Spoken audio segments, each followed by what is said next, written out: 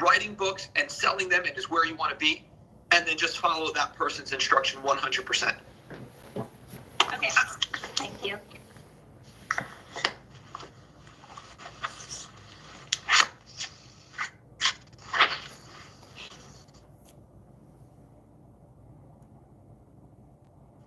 All right, Carrie, I think that would probably answer your question if no other moderators want to jump in.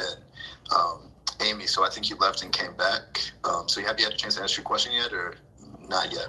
Oh, thank you so much. I apologize. Yes, I still haven't figured out how to mute calls, but someone just shared with me, just put do not disturb. That should work. But thank you again for taking the time to answer my question. I have spoken to some of you, and I appreciate the value and the information that comes from this panel. Thank you. My question this morning is, my sister and I we own two companies. One is a service company of therapy services for parents and children. And the second company is a continuing education company where we train licensed professionals in different approaches and provide professional accreditation. I recently started with my sister a nonprofit, which is really our true dream. And we've been trying to figure out how to manage and deal with the new opportunities that are coming our way. And one of the suggestions for our service company has been to sell our company. It's extremely profitable, has a nice steady stream of revenue, and it's been honestly pretty much scaled to a point where it's self-managing. My question is that we are conflicted internally because we enjoy doing the work that we do, and at the same time, we see the potential of it increasing significantly, especially with teletherapy that transferred this year. Our revenue actually almost doubled, which was surprising. We didn't realize the opportunity, and it came. My question is, how do you determine at what point, when you have established businesses, to sell and leave? And at what point do you keep going until you say, and now at this point, let me sell it out so I can focus my energies on other projects? How did you guys determine that? If anyone on the panel has this experience. I'm sorry, could you restate your question, please? Sure. How do you determine at what point to sort of sell your business and move forward to other projects once they're successful and pursue your, more higher or new projects or dreams? And at what point do you decide that, let's keep going because there were surprises that all of a sudden there was another revenue stream? Like, how do you make sure you're not missing out on the scaling that could happen, which we had not anticipated? We were thinking of selling at this point, and then Corona happened and we saw another revenue stream. So thank God for that. There was this opportunity. But how do you guys determine at what point to sell and move forward and once you've established a business? I think that there's going to be a decent amount of divergence on this topic. For me, I look to sell when it's no longer fun for me to do so. Like when it's no longer giving me that feeling of making an impact. Once that feeling that the job I've fulfilled the mission and it's time to move on to something else. And I start getting that restless, that sort of, internal itch. I start looking to see whether or not I've reached the point where selling feels advantageous. The fact that you've reinvigorated and you found a new revenue stream sounds to me like you're excited about the possibilities of where to go and seeing what the business could potentially do. So I don't think that for you, at least based on my methodology, that right now would be the time to exit. As far as pursuing other opportunities, I'm always looking at the next thing. But the key word being looking. Right? Like I'll do market research. I'll decide whether or not it would be advantageous for me to touch something else and start, splitting my time between my first business and this new venture. That way, I'm not wasting time. Sometimes you're interested in something just from a cursory glance. You're like, oh, that might be kind of cool to touch. But it doesn't mean that it's going to become your passion. It doesn't mean that it'll even be profitable. I think it's really important for you to figure out what feels most in line with what you're used to. And if it's not in line with what you're used to, whether or not it would be something that you're interested in investing in an extended period of time and becoming a master of. Does that make sense? So it definitely does. Thank you for that. I guess I should have been a little bit more explicit in my my background. I definitely have a passion in what I'm doing. In fact, even if I were to sell it, it would be with the clause that I'm still involved in treating the clients that I treat, because it has been my lifelong passion. But with this new nonprofit, that's really our dream, to sort of take the funds and then focus all our energies on instituting the mission of the nonprofit. And that's been my spark over 21 years as I've been working, that is the end goal, is to make a change on a global level, on a social level.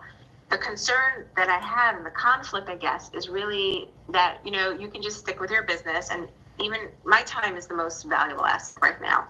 And I have a great team, but I'm still involved. As long as I'm the director, the CEO, and all the. So I'm just saying, I'm just conflicted, I guess. Even though I know my dream is to move forward, I'm excited about what happened with our company here. Was there ever a turning point or do you just continue? Maybe what I need, my real question is then, how do you hand over the keys to someone who you trust so much? Is there a way to find your director of operations to the point where you trust them so much, you give them a couple of years and then you give them a part of the company and you ease out of that? Or do you just jump ship and go to pursue your dream fully? It's a little bit of a scary thought for us to do that, because we've been in this world of providing services and, growing our business to a point where we're known in the field as the gurus. But my real dream is to take on this next venture of the nonprofit world. And really, that's my personal goal right now. So I was just asking more of an intention question of how you guys figure that out. Did you have any spark moment for you? I guess, Jen, you were saying that for something that you don't have passion for. I do have passion for it still. And what I'm going for is still a passion that's already been in place, but we just want to do it full boat. So I guess the it's more neurodevelopmental space still? Yes, we're going to be training pediatricians in schools on programming to help prevent anxiety, because a lot of parents are not aware that anxiety is usually an issue that comes up later on in developmental delay and learning issues. But there are ways to actually prevent the way that the brain and body develop so that we don't even have that issue. My long-term goal would be, in essence, to have parents not have an idea what anxiety is in a child, or what an occupational therapist does. I know it's opposite of what it is that I do as a professional, but that's what my research and that's what my experience has been in my own practice and in training others. And this is my long dream of really getting this word out and this awareness, which is part of the reason why I'm here on Clubhouse. I don't really talk so much about my business. Thank God, things seem to be in place. But now as I jump ship and I'm thinking about jumping, putting more focus into the nonprofit, I do see in the last year or so that we're still very, very, very much involved in the business. So I'm just curious, from those of you who have many opportunities or large revenue streams, and when do you decide that even if you're passionate about it, that it is taking too much? That's really my question. That's such a massive amount of stuff. First, I would advise you, if you're not already, connect with Jarrett, Melissa, and Sarah and John. And oh my God, Kunal, because he identifies as an impact strategist. So, you've got a lot of people up here who are potentially great resources for that. And if you look at Melissa, she does work as a COO, a director of operations. So she could be a great resource in finding out at what point it would become advantageous for you to start looking at people to step into that role.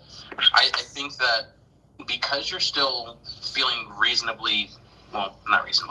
deeply impassioned by the goal and your overall project, I think that you being a part of it at this point is almost mandatory. You finding somebody who speaks from a place of earnest and is willing to grow your business with your core tenets in mind, but do so with whatever the company's mission is, whether that be reduction of anxiety in minor children or anything of that nature.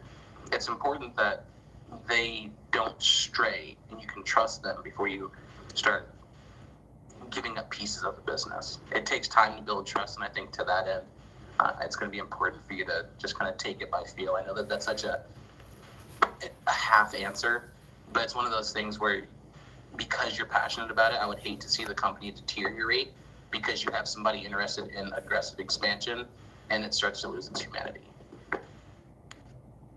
Yeah, I hear that. So that does resonate actually, because that's one of the fears, and just, handing over the keys, and then our name and our reputation and the way that we provide our services and our approach would be kind of diminished.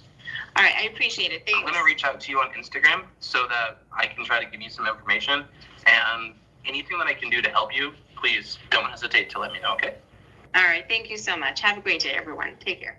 Yeah, Thank you. I hate to give such a very general answer, but my thing that I always say is the juice worth the squeeze, and that's how I analyze whether it's bringing somebody in, taking somebody's money, the opportunity cost, is it worth it? Is what is the juice, which is the potential value that this investor is going to give me or this partner, and then what is the squeeze in terms of the amount of equity that I have to give up, the amount of control, etc. So. That's just a really simple phrase, but it really just helps me kind of determine, is this making sense to move forward with, or should I just stay the course because the squeeze is too great? So that's just a thought. That's great. That's definitely on front and center in our mind as well. So thank you for that. Thank you, Jared. Thank you, Jen. Appreciate it. Awesome. Thank you, Jared. Thank you, Jared, for picking up the football. I had a little bit of reception issues. Amy, I do apologize. I missed you on the PTR. Really, really sorry. I'm glad you were able to get your question asked. And up next, we have Dennis. How's it going, y'all? Thank y'all so much for having this. Super informative, but real basic question. I'm looking to open a brick and mortar coffee shop, artist co-work, and venue space in my city. And me and my business partner. Long story short, I don't have a lot of experience running a major business. I have a soon-to-be wife. I'm getting married soon. And my biggest fear about going into this, I know we have the clout in the city. We have the connections. We have the resources. I've worked at a coffee shop as a manager in a warehouse for 6 months. But my biggest fear is that I'm not going to be able to, while we try to make this building happen and make this work for these next 2 to 3 years, is that I'm not going to be able to cover the bills at home. And so my question is it okay when you're looking for investing and funding to apply some of that money to personal business, to personal bills that you have to deal with, that's outside of the business, for your own personal pocket, because all your money or all your time and resources are going into making the business successful? Yeah, you should definitely carve out a salary in your, investment strategy or the proposal. You should carve out a salary for yourself as the CEO or COO or whatever the case is to cover your, personal funds. But one thing I just advise you is don't focus on what you don't want or what you're afraid of. Focus more so on what you do want and what you are excited about that's going to happen due to your business. So I would just change the phrasing, because you really do manifest what you speak about. So only speak about the things you want and the things that you're excited about and all the abundance that's possible. So just wanted to kind of give you that guidance as you frame these questions in the future. No, I definitely, that's funny. I'm a poet, and one of my poems is about the power of words, so I should know better, but I appreciate that correction. Okay, that's it. I don't want to do a second question. All right. Thank y'all, man. I appreciate it. Hey, Dennis, you were super quick, man. Just shoot out that second question. Okay. My second question is, we're doing our business plan to bring the investors. Should we have a building that we want right now, but we don't know if we can do it necessarily, or we have a building in mind, but should we have a building definitely this is the building we're going towards before we go to investors, or should we just be we want this money, trust us, and then we'll get a building that's going to work for what our goal is? Are you looking to buy the building or lease the building? Well, ultimately, we'd like to buy the building, but I think right now we might just have to lease. The end goal is to own it. Okay, in the future, when you are ready to own a building, you can use an SBA loan. As long as you're utilizing 51% of the occupiable square footage, the SBA will lend you the money, and you only have to put 10% down.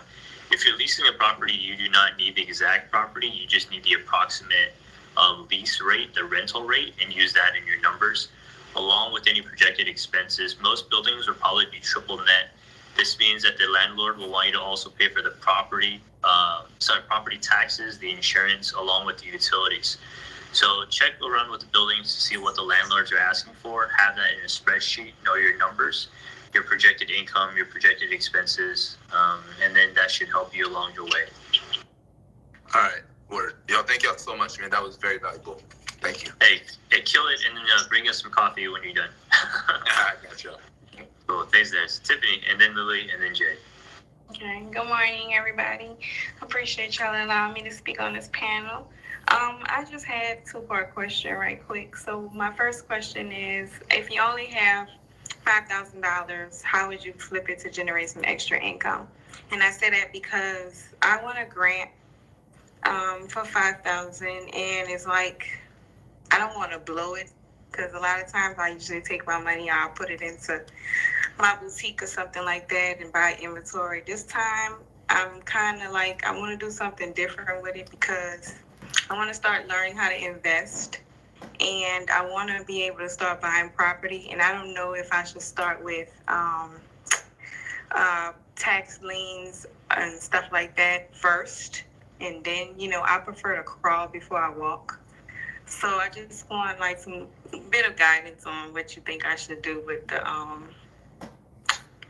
little 5,000 grant I had got. Excuse me, I'm kind of tired. Been up all day. Hey, Zach, you still here? He would have been good for the real estate, but I'll yield the floor for anybody that wants to take that one. Really quickly, because I just pinged Will back. You said you got $5,000 per grant, correct? Yes, sir. And with that, what businesses have you operated before? Like, what are you familiar with? I'm familiar with catering. I'm familiar with, I have a gourmet catering company that I do on the side hustle. And I also do hair. I've been a certified wig maker in the film industry for a while. But I'm not doing none of that stuff now because COVID, and I gotta I'm on dialysis, so I can't really do none of that stuff now. So I'm looking to do stuff that I can do at home. And I was in one group the other day, and they was talking about virtual wholesale, and I was really interested in doing that. So I'm just kind of looking for something I could probably do right now at home, since I can't really be around a whole lot of people. Right, So do you mind if I get this one, Cody? Yeah, go for it. Hey, thanks so much. So you're asking for virtual wholesaling for real estate, right, Tiffany? Correct. Cool. So a lot of the funnels and the virtual courses will ask you for money. You can find most of that information on YouTube and online for free. You can also go to biggerpockets.com. That's an excellent resource. It's a totally free forum to register. They have premium options, but for you right now, you don't need that. They also have an excellent podcast. You can also reach out to me and some of the other people on the panel who are specialized in real estate investing with the wholesale component, and we're more than happy to help you out. So just keep in mind, you don't have to pay a lot of money to wholesale. A lot of the information is totally available for free online. And if you need any further help, feel free to reach out. All right, thank you. Yeah, can I give a little bit of a different perspective on that concept? Because I've been wholesaling since 2002. Yeah, Cody, knock it out. Systematized than you think. So if you find somebody that you resonate with in one of these rooms, see if they have like a system, not just the information, because there's so much information, but when you put it together, there's really 6 steps when it comes to wholesaling. And if you can pull all 6 steps together, then that's when you can actually build a wholesaling business. And I love the idea of virtual wholesaling, because right now there's lots of micro opportunities all over the country because of COVID and just what's going on with supply and demand. But find somebody you resonate with and see if they have a system, and then try to get some proximity to them. A great way to start, because wholesaling can feel very overwhelming, a great way to start is just do half the transaction initially. So let's say you wanted to wholesale here in Arizona, where I am. I already have a massive cash buyers list, or I already am outsourcing deals. So if you brought one side of the transaction, let's say you brought a deal to me, I could dispo it for you, and we can split the profits. That's called co-virtual wholesaling. Or vice versa. Maybe you're great at going and building a cash buyer's list, and I bring you a deal and you dispo it for me. So a lot of times when you're first starting out, it feels very overwhelming to do the whole transaction, but maybe learn how to do half of it. Just get really good at building a big cash buyer's list and dispo properties, or vice versa. Does that make sense? It makes perfect sense. I think you might be the one for me. I'll contact you. Well, I hope so, but either way, I try to reach out to you right now. You don't have your Instagram connected to your bio, so I would do that. It's at the bottom. I tried to find it. I'll go back and look again, but if I do, I'll send you $1,000 worth of free training. Start there. Appreciate it. Thank you so much. All right. Hey, you're so welcome, Tiffany. Up next, we have Lily, Jay, and Tina. And as a quick reminder for anyone on stage, if you're getting ready to ask a question, take some time and fill out your profile. Because not only are we taking a look at it, you have 1,100 people that are also looking at your profile. And maybe one of them will really vibe with something that you have in there and reach out that way. So take some time when you're on stage, fill it out, make sure it makes sense. Lily, how can we help you today? Hi, everyone. Thanks for having me on the stage. I am a real estate investor, and I'm also the author of the book, Perils of Real Estate Scam Alert. I have decided, after being able to turn some bad investments into good, and also to invest in other real estate strategies, I wanted to create an online school for alternative real estate.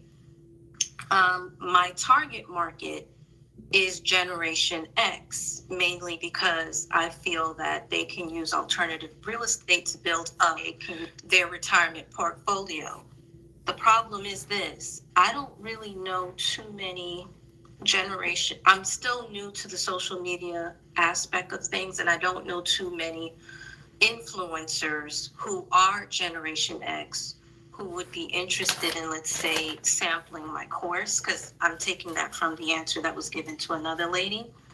And then the Generation X people that I do know that I have reached out to, who I've asked to, I told them I'm creating these courses. Just so you know, it's mortgage notes, lease option, lease purchase, and owner financing. Many of them, they've never heard of it, so they think it's a scam. So that's my dilemma, and that's where I would like to know if anybody would have any advice for me with this situation. Thank you. Can I take this one again? I'm sorry, Zach, this is such in my wheelhouse. I mean, this is what I do. The challenge with Gen X is they think that we're old, outdated gurus. Like, anytime you put out information, right away they're skeptical. They learn on YouTube. They want to resonate with another young person. So maybe, I think maybe you're niching down a little bit too far. I like the message, and I think you should put out that message. But if you really want to build a business and consistently help people change their financial literacy and their foundation, open up the width of your net. And if you want to target Generation X, get one of them to get on your team and let them be the voice, not you. Just so I am Generation X, though. I'm 49, so I'm in the group. Yeah, we're Generation X as well. But listen, to Cody's point, hi, this is Zach. I've also a real estate investor, 19 years, ran a education company for the last 15. To Cody's point, I did exactly that in a local model. I took one of my coaching students that was in his 20s and built a group coaching program around him. And it's amazing how many of the younger generation flock to him versus me. On my side, I tend to work with people more on the scaling and the wealth side, cash flow. I don't really tend to go more on the wholesaling. So here's my point, Lily, to you, is that when you start talking about like lease options, subject tos, creative financing, it does deter people a little bit, especially if they're new to this because they have never heard of this. And so I would encourage you to start building out case studies of explanations of deals you've gone through or deals you're in or deals your students are doing that you're already educating. And then that way it's not your word, because you got to remember, when someone doesn't understand, a confused mind always says no. And so they need to see proof. They need to see that it's actually a viable asset or a viable process to go through. So building that case study out into like a free 4-part video series to just integrate them into what the mindset is of these types of creative strategies, I think that opens up a lot more opportunity to build credibility for yourself and to also open the idea of these strategies are real. Because one, the students are only being flooded right now with wholesaling, rehabbing, and apartments. If you look everywhere, that's everything that's out there. But it doesn't mean that there's not a niche. Inside my REI Success Academy, we're similar to you. We have modulars for everything. And so does Cody, and so does Tom, and so many other people. But sometimes you've got to bring them in somewhere, like Cody is saying, like you got to bring them into something that might grab their attention and then introduce them to some of the better strategies that you lean toward or you specialize in. But when someone is confused or someone thinks it's a scam, or someone thinks it's not real, the best way to counter that is through case studies, live case studies, building out what it looked like and what you did to do it. And then that way they can see for themselves that it's real. It does work. But I have to lean on Cody as well when he said, bringing in the younger generation, because, they are YouTube University and that's where they go. So I would encourage you to kind of look at both angles. Like, how do you bring the younger generation in through someone in your wheelhouse or your students to then bring them up the scale as they grow with you? But on your specific question regarding to the creative stuff and bringing them in, build out models of case studies, build out models of like proof that you're doing this or your students are doing this to show how real they are. Because look, I'm with you, Lily. They work. I've been doing lease options for 17 years and I love them, but trying to explain it to somebody can be a little challenging if they don't know. Zach, it's John Lee here. Hey everybody, by the way, thank you so much for being in this group. God, it's like almost six hours since I went on this walk. So thank you so much for joining me on our Millionaire walk. I just brought somebody into this room. He's my business partner. A lot of you have been hearing me over the last 10 days here on Clubhouse, and you got a lot of value. Well, I brought my mentor into this room, and his name is Vincent Wong. I'll let him introduce himself in a second. But we have over 1,000 people in here, and if you've been hearing my content, you think I'm learning a lot from John. I learned a lot of my stuff from this guy. So when he speaks, listen. In fact, you should all follow him as well, because he's got a wealth of knowledge in business and entrepreneurship. Hey, brother, I brought you into this because someone asked a question about lease options, and they want to teach lease options to Generation X, and people are like, oh, I'm seeing this stuff and it sounds like a scam. How do I educate people? How do I get my stuff out there without people thinking this is a scam? So I thought I'd bring you in. But before you answer that question, can you just give people a quick 30 seconds on who you are, what you do, and then answer that question, if that's okay? Hey, John, it's a pleasure to be here and good to see everybody here. Right, a little bit about me. I've been investing in property for the past 20 years, so it's been a very, very long time. And when it comes to lease options, which is something you mentioned, I'm one of the pioneers in the UK with one of the first documented legal contract system in the United Kingdom, and subsequently I took lease options to various countries. So I'm known as the pioneer of lease options in 3 countries. My business is here in the UK, also in the Netherlands and in Malaysia. So 3 very different markets. So lease options is something that a lot of people kind of understand it at its service level without knowing the context behind it. Because if you just hear the word lease options, that you can buy property without using any mortgage finance or saving for a deposit, it sounds too good to be true, and that's why people who don't really understand it will immediately think it is a scam. But it is something definitely very underutilized and extremely powerful when it comes to acquiring assets. So that's about me. So if anybody has any questions at all, I'm very happy to help. So how do you market it or communicate it in a way where people don't think it's a scam? Because I think that was your question, Millie. Is that sorry, Lily? Is that right? You want to market these options to Generation X, and you are in that, and I'm in that as well. And you say a lot of people say it's a scam. So how would you answer that, Vince? Well, the first thing to remember is that lease options are very advanced strategy when it comes to property investing, and so it is entirely different from the conventional way of buying assets. But the fundamental question that I want to ask all of you, for those right now present here who are homeowners, you've got a mortgage on your property and you're a homeowner, then the question I have for you is, do you really own the home that you're supposed to own? Are you really a homeowner? And my answer to you is, no, you're not, while you've got a mortgage on your property. And if you don't believe me, just, try this at home and stop paying your mortgage for the next 5 months. All right? In fact, don't try it because it's not fun. And you know exactly who owns your property. And it's not you. It's who?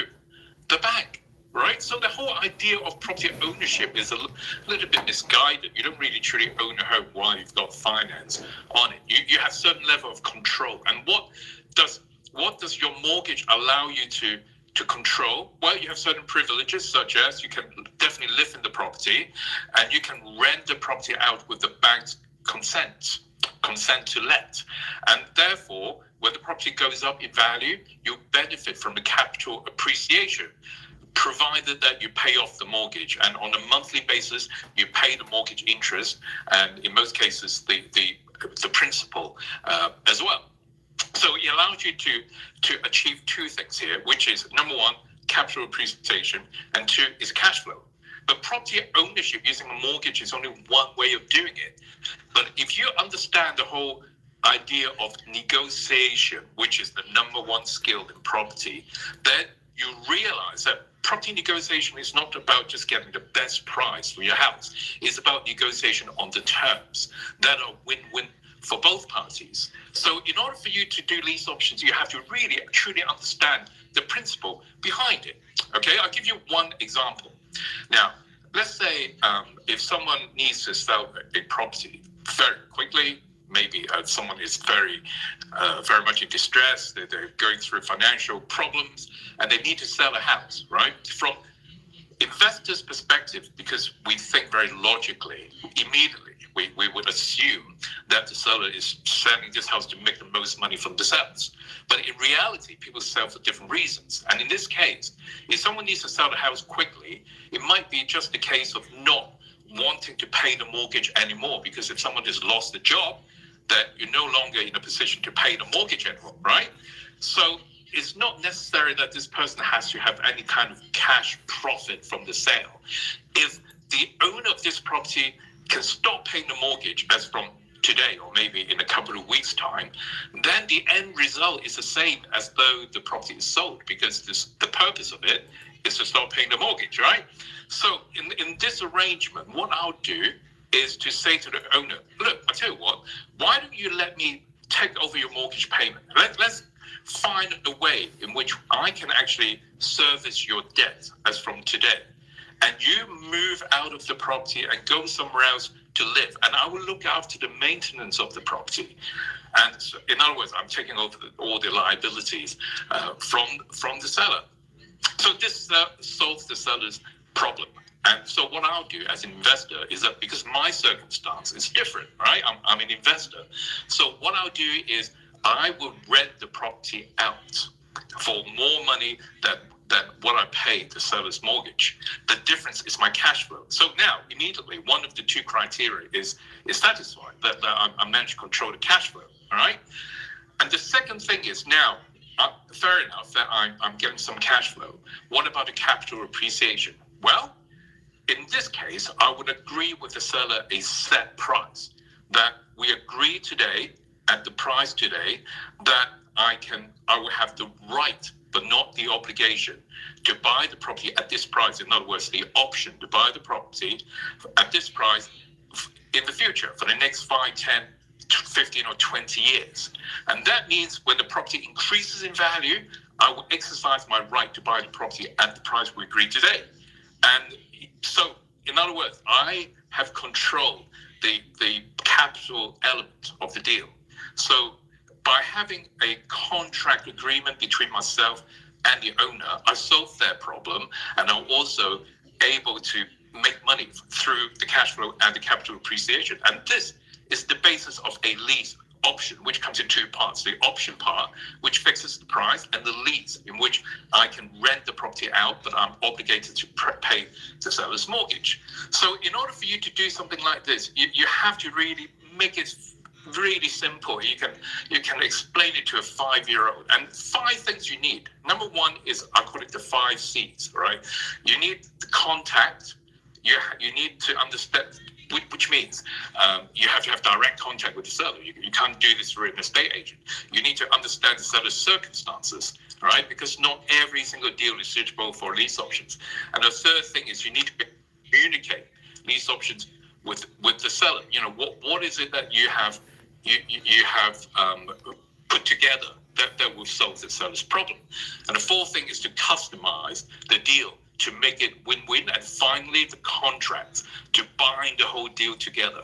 So lease option is something that sounds really simple, but when it comes to doing it, it requires a lot of skills on the part of the person who does the deal, because no one, seller or most investors, have never done lease options before. So I think before you can actually educate other people, you should really spend some time and get more experience doing lease options yourself, and get some experience under your belt.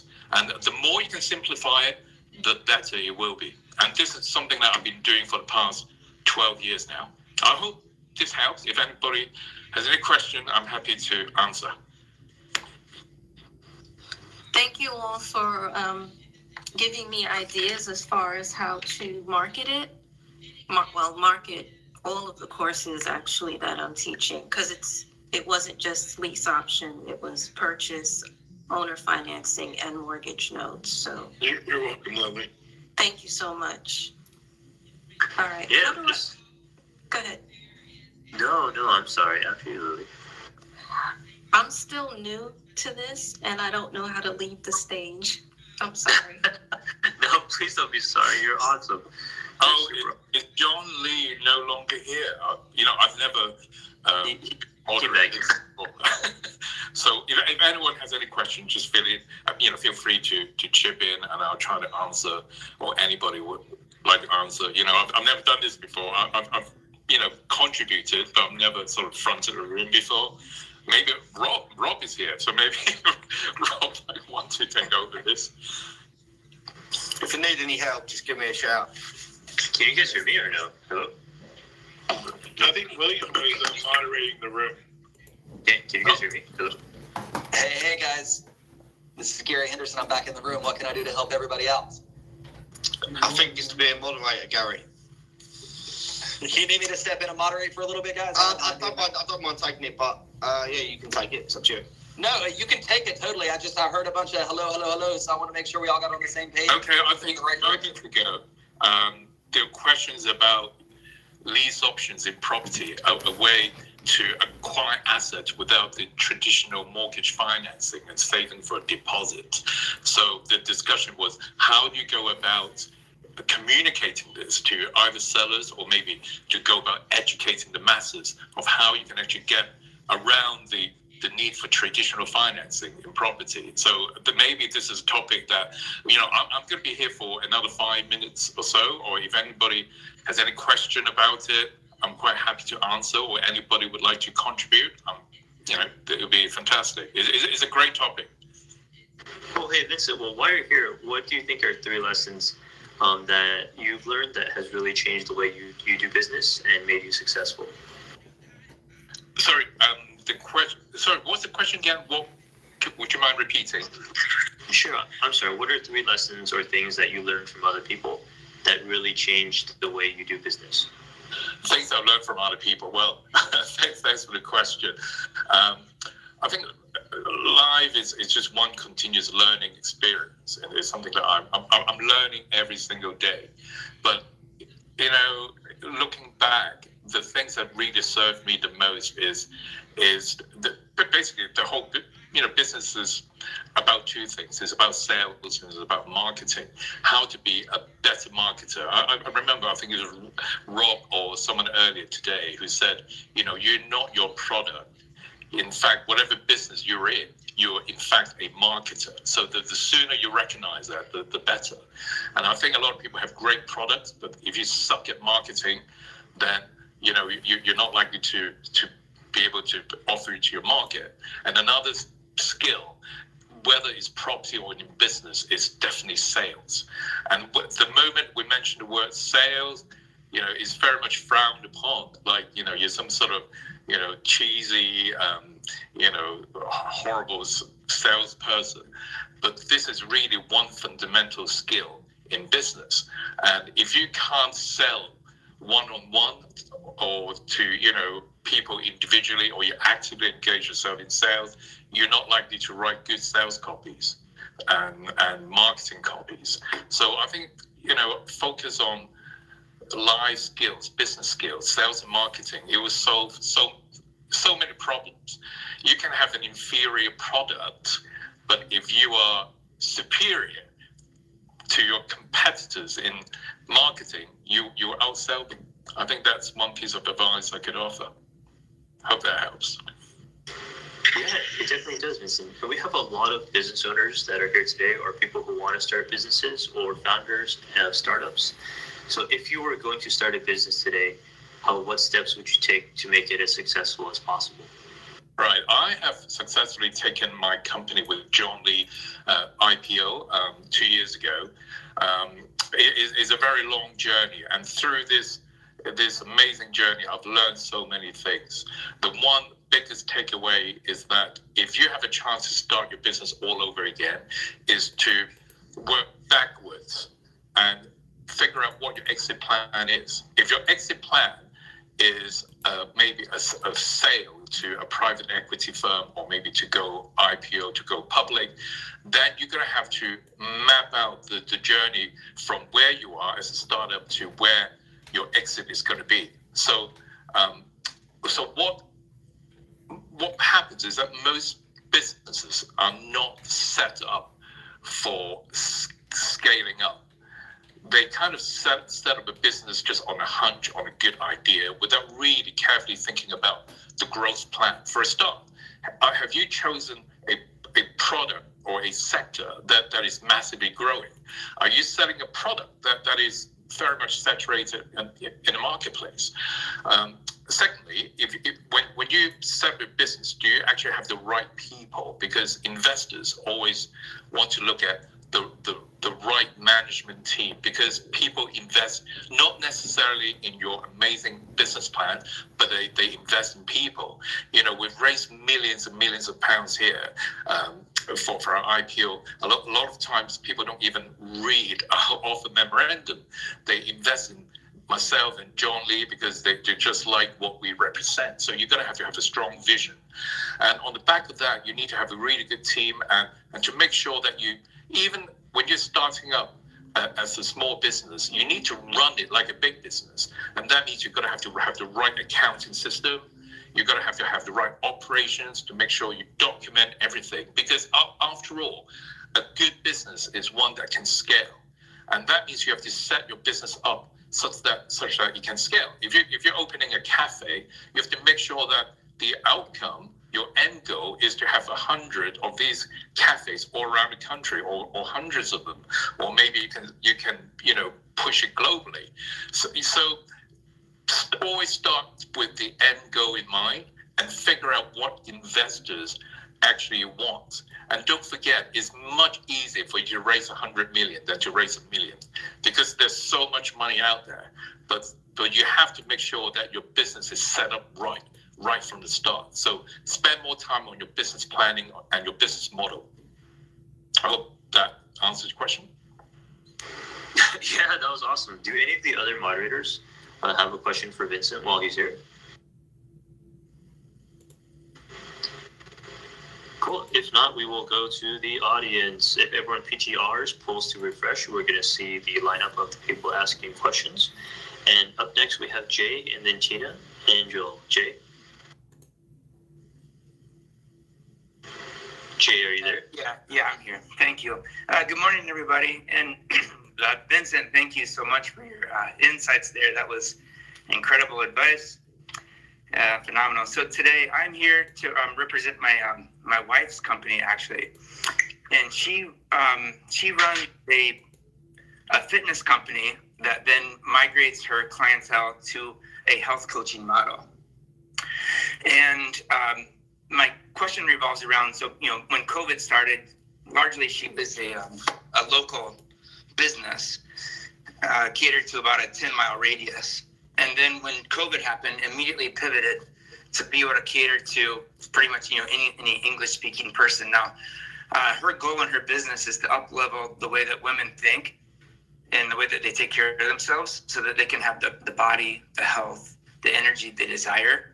And now, and it used to be like inside the gym and maybe outside the gym, but now the focus has turned to outside the gym primarily.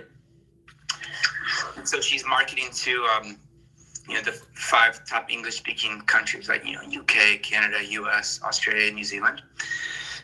My question then revolves around her front-end offer, which when you look at the front-end offer plus the order bump plus the upsells, it converts at about $76.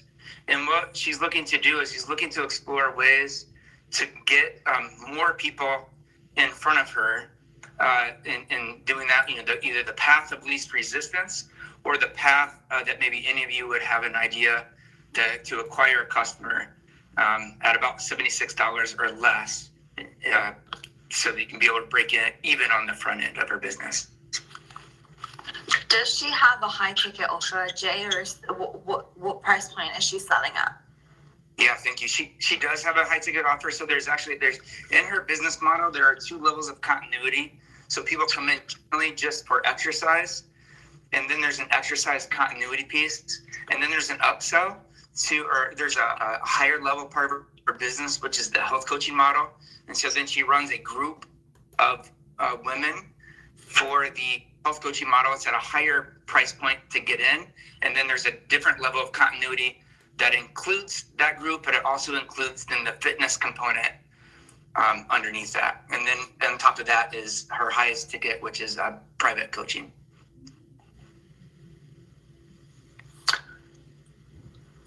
And the most revenue, right? So I would be wondering, is there any reason why you're not leading with that rather than leading with the lower ticket front end with the order bumps and stuff? There's not a reason. I'm a business coach myself, and I've coached some businesses to go kind of from the top down and others from the bottom up. And her initial idea, maybe it's with her comfort level with her business, it was to start with the low ticket and kind of go wide, and then go deep with the people instead of going deep with high ticket and then working on wide later. But what's your thoughts? Yeah.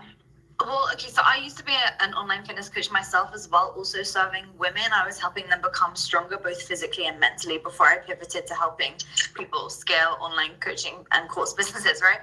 So when it comes to what I found, I sold thousands of $50 ebooks when I was pretty young, still in university. And so here's the thing. I found that those people who bought that were never converting into high ticket buyers. And so when I started just leading with high ticket, which is funnily enough what I was doing before I started messing around with all these low ticket products, I found that it just caused way less friction because the low ticket buyers can, pardon my French, but they can be a bit of a pain in the ass, right? They'll never open the ebook and they'll start asking for refunds, and it's so here's the thing. You can have the biggest impact, and your wife can have the biggest impact through really, really changing these women's lives by giving that holistic help through the higher ticket offer. And then from there, obviously, in the future, once she's generating some serious revenue from that, then she can take some of that revenue and do a bit more of sort of a lower ticket program to really sort of help the masses. But until you're at that point, you can't really put your own, you got to put your own oxygen mask on before putting someone else's on. You see what I'm saying? Which is why leading with high ticket makes much, much more sense. And as well as that, ultimately, I heard you mention it being one-on-one coaching. What I would do if I were her is I would look at turning that one-on-one coaching into a systematized, outcome-oriented program, and then it's going to be much more scalable because then she can bring in other coaches to fulfill on the coaching, given that it's sort of a step-by-step program encompassing all of those different areas of life, like you alluded to earlier. So hopefully that helps. My name is Lauren. Thank you so much, Lauren. That does really help. And I guess to give it a little bit more clarity where she's at, she's been running the business for a decade.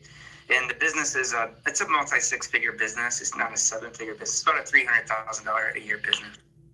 And so at this point, I think she does have her upper group. But I love your idea of creating her high-ticket group so that she can bring other coaches in to coach. And she's not executing that right now. That's a phenomenal idea. And then I would evergreen that group, right? By the way, rather than making it like a group coaching model where you're like open, close, so that you can consistently be bringing in new people every day, building out a sales team around that. And as well as that, you know, it doesn't have to be like a group model. Everyone can come in at their own time and go through the program as is, when it's sort of built out in the sort of systematized type of way. Thank you. Jay, if I may just chip in here, and thanks, Lauren, for such an amazing insight. Jay, may I ask you, what's your funnel like? Can you just talk me through very quickly? Yeah, absolutely. So the funnel starts with a program called Lifestyle Kickstart, and it's a 30-day program that exposes, for one, it gives people workouts, but also then gives them programs. How do you get people into the 3 days? Do you run a preview online, or how do you advertise? Multiple ways. Our primary way we're getting people into that program right now are through Facebook and Instagram ads. You sell them straight onto 3 days? We sell them, it's on 30 days actually. It's a 30-day program. And how much do you sell it for, if you don't mind me asking? It sells, the front end, the primary offer is $47. $47. And then there's a $27 one-time offer, and a separate upsell that's $99. So for 10 days, for 27, for 30 days. Correct. Wow. That's how do you find it? I mean, are you finding it hard to scale? Is it because the quality of the people that come through, or do you find that you're not breaking even at the front end? What's the issue? We're early on in the campaign. The Facebook campaign's been running for 5 weeks. Yeah. We ran it in our local market. It converted well to our warm traffic, and so now we're working on converting to kind of using a Dream 100 strategy, reaching out to other influencers to help promote our front end offer, and we're also using Facebook ads to try to convert cold traffic. So our retargeting ads just started, a couple weeks ago, and so I don't know like what it's going to do quite yet. My hunch is it's going to be tough to convert people. I'm just still exploring ideas for how to bring people in for her business on the front end, and kind of a path of least resistance, if you will, to bring the clients in. I know once they're in, they'll have a good experience for the most part. And then she does a great job in her team. She has about 8 employees that work for her. They do a great job of then converting them up the value ladder. But we're exploring how to scale in the front end. We don't have that. That's not solved for her business, and that's why I'm asking this question.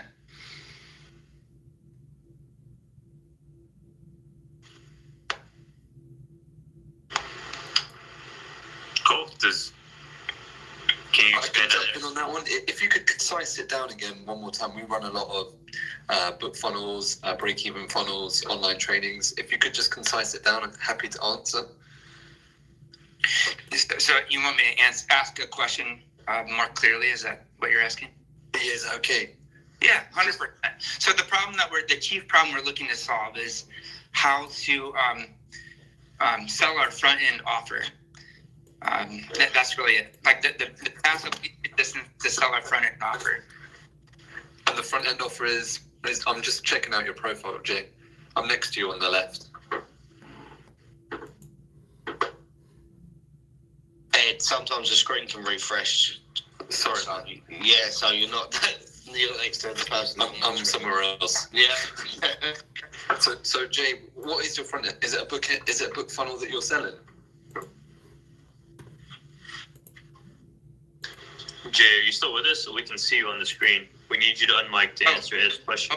Sorry, I got muted. I'm not sure how that happened. Yeah. So the front end offer. So when COVID happened, my wife had built out over the summer a platform that looks very much like Peloton. If anybody's familiar with the Peloton platform, her differentiator is she's created more like what she describes as a cheers environment where kind of everybody knows your name.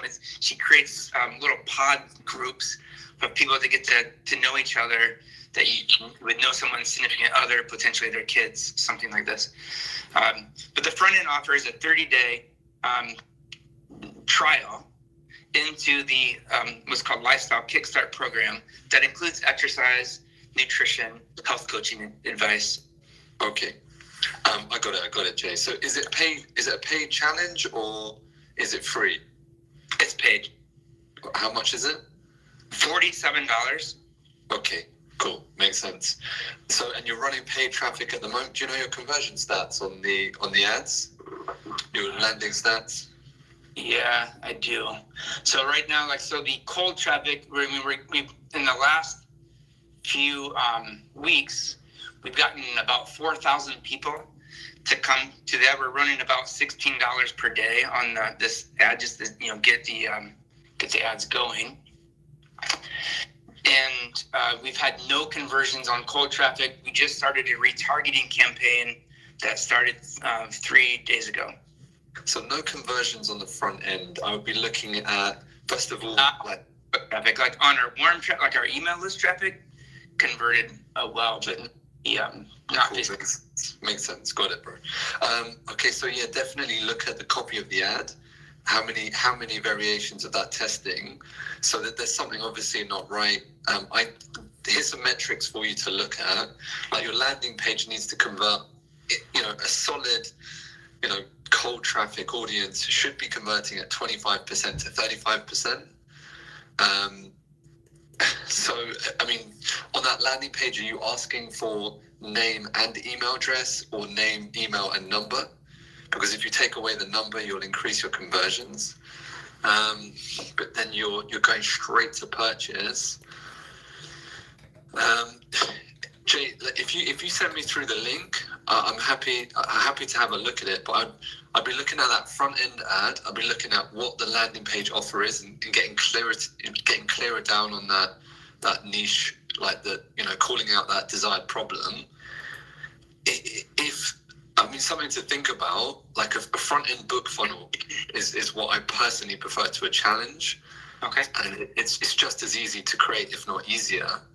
And it's a lower price point, so you can convert like at $3.95 to $7, and then upsell one-time offers into online courses. So that's personally what I prefer, because you don't give away loads of free content in a 30-day. That transition, 30 days is quite a long time until you get that next, purchase up. You're always 30 days, behind.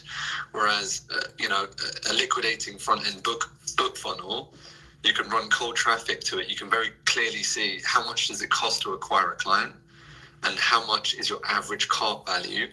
And, we do a one-time offer just after the purchase, and an upsell on the order page, and that upsell, generally you need to be looking at like 20 to 30% conversion. And, so we spend $20 to get a purchase, and our average cart value is $67 through the cart. So it doesn't cost us anything to run ads. And then we have high ticket programs off the back of that. Yeah, Ed, thank you for that advice. That's great advice. One is a question. Do you think it would be a better offer if we just made it a 1 week, something for like AJ, there are a lot of people that are waiting. I do apologize. If you can't have Ed's ever right there, he's got the lime green circle. If you wouldn't mind DMing him. But quick second, are there any other mods that feel we should continue this conversation, or do you mind if we go down the line? Any other mods want to continue this conversation? We're going to continue down the line. You've definitely gotten a ton of value. I learned a lot. So, yeah, hopefully you and Ed can work this out. And next up, we have Tina. Hi, good morning. Good morning. Thank you for this platform. I would like to scale my textured, and by textured I mean predominantly Black women are my clients. I would like to scale this business and or acquire other thriving locations to implement systems and scale.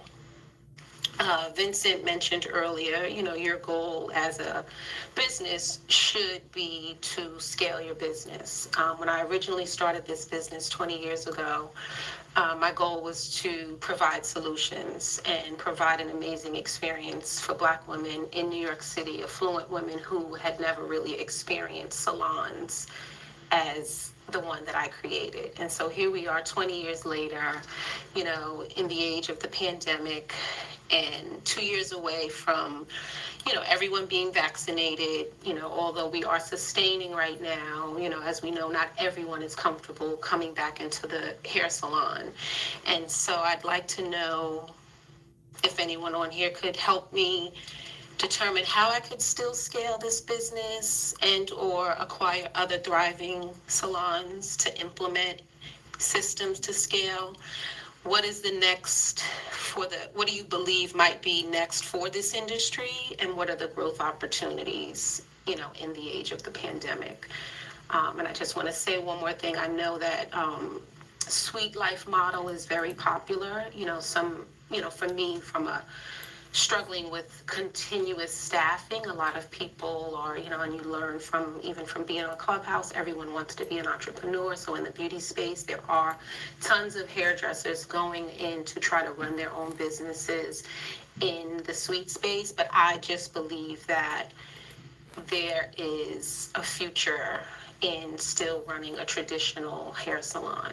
And I want to figure out how to be the dry bar of textured hair.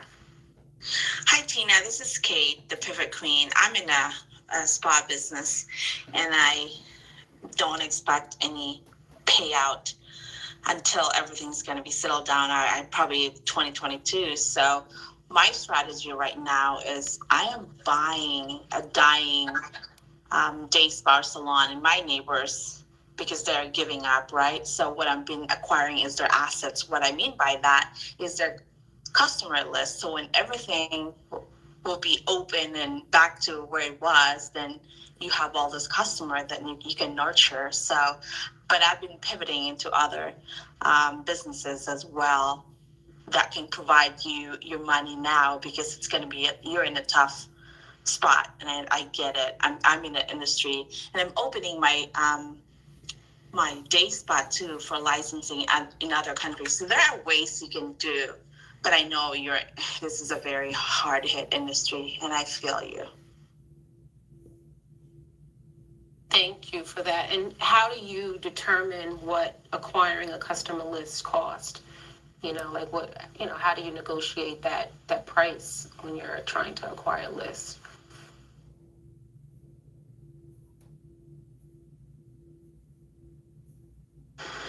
Kate, are you there? Mike. Hey, I think there's something wrong with my mic, Tom. So Tina, I can DM you. Thank you. Does anyone else have any input in the questions that I've asked? Last call, mods. I think if you connect with Kate, she'll be able to help you. Okay, thank you, Tina.